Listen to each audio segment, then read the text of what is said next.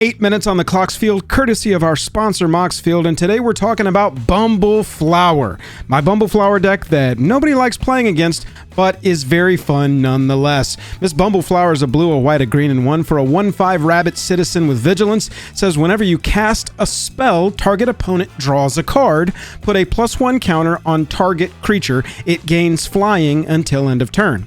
If this is the second time the ability resolves, you draw 2 cards after you have an opponent draw a card, and you put a counter on a creature that gains flying until end of turn, most often our creatures. With this deck, you want to play Bumbleflower early and often. You can see this deck runs 40 creatures, but the first 3 featured here are all mana dorks. We want to get to Bumbleflower pretty quick because putting counters on our creatures is what our deck wants the most and what Bumbleflower does the best. Yeah, we need to offset the fact that we're just handing out cards like it's candy to all of our opponents, but we've got some contingencies for that. So Bumbleflower drops +1 counters on your creatures, and I'm gonna lean into that. Cards like Devoted Druid and Owaka Traveling Merchant combine together to do some absolutely silly things with this deck. Devoted Druid taps for a mana, and you can drop a -1 counter on it to untap it. If you drop a +1 counter on a creature with a -1 counter on it, they cancel each other out and both go away. So Devoted Druid can tap for a green, get a -1 counter on it, untap, get a +1 counter on it. That counter removes the -1 counter,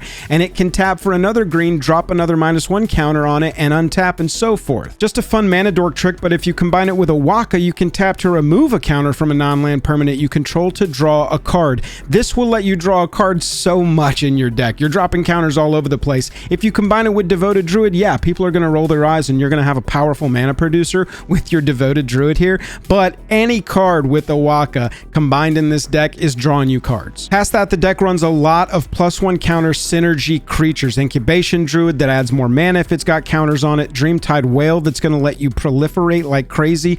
Also plays with your second spell synergies that we're going to be using a lot. Alisay, the second spell you cast each turn costs 2 less. When you cast it, you get to go search up. The other Alpha Nod, whenever you cast your second spell each turn, draw a card.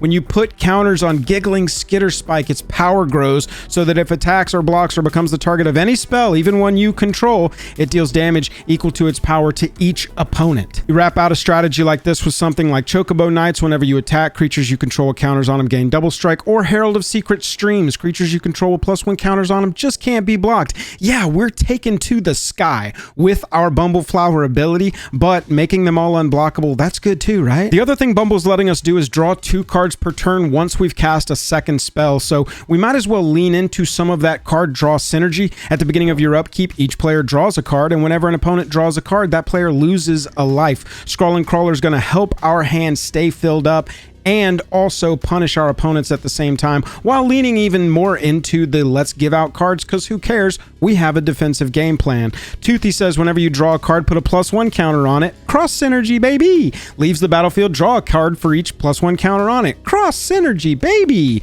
And when you play Toothy, you get to go search up Pier or vice versa, and Pier says if one or more counters will be put on a permanent your team controls, that many +1 of each of those counters are put on that permanent instead. Because look, yes, we're running 40 creatures, but that effect is fantastic, and we should run it on as many cards as we possibly can, especially stuff like Branching Evolution, Hardened Scales, Adamantium Bonding Tank, aka the Ozolith, that's going to let us keep our counters around. I wanted to highlight one counters card that not enough people are playing in their decks, but I love, and it always draws an enchantment removal out, which is crazy to me, and that's Communal Brewing. A green and 2, whenever it enters, any number of target opponents each draw a card.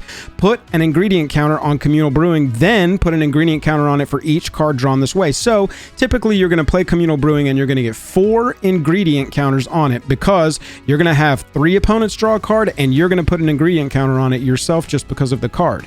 Then it says whenever you cast a creature spell, that creature gets X additional +1 counters on it, where X is the number of ingredient counters on Communal Brewing. You play this 3-mana enchantment and all of your 1/1s are now 5/5s by default.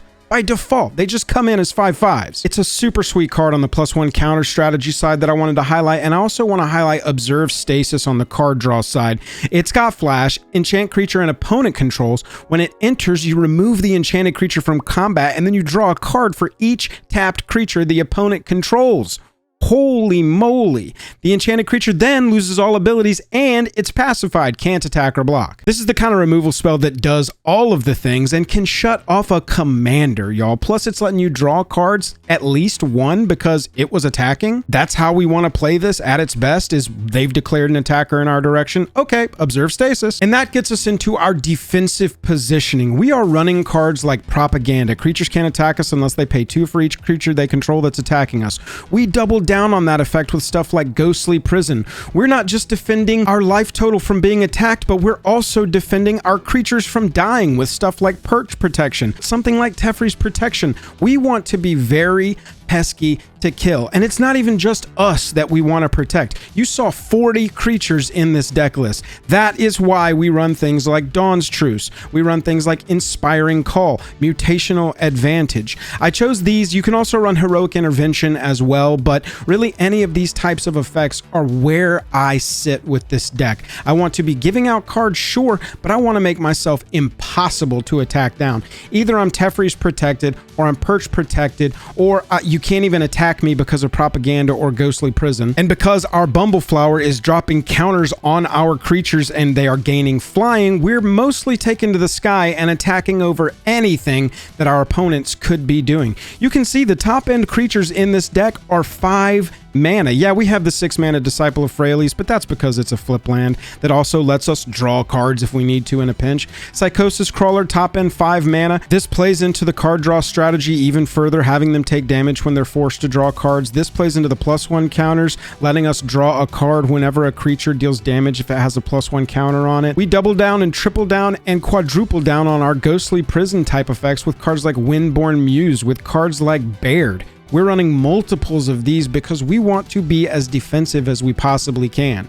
We try to put our removal onto creatures that also get +1 counters. That's what we want to be doing as much as possible. Our board wipe in this deck has got one of my favorite board wipes, and that's Promise of Loyalty. Each player puts a vow counter on a creature they control, sacrifices the rest, and then the creatures can't attack us or planeswalkers we control as long as they have a vow counter on them. That keeps us protected even further, wipes the board. We only really need our Bumbleflower. We're going to be drawing cards and regrowing our board so easily, or we just cast Damning Verdict and destroy all creatures without counters on them and probably win the game with the attack right then and there. Also, y'all do not underestimate a card like Collective Resistance. It goes into our protection strategy of giving a creature hexproof and indestructible for just 2 mana, but if we escalate, we can also destroy an artifact and or destroy an enchantment, and I've used it just for those reasons as well. Here's a QR code for you to easily scan and go get this deck list. Follow me over on Moxfield, drop a like and a comment, and I'll catch you in the next one. I'm out of time.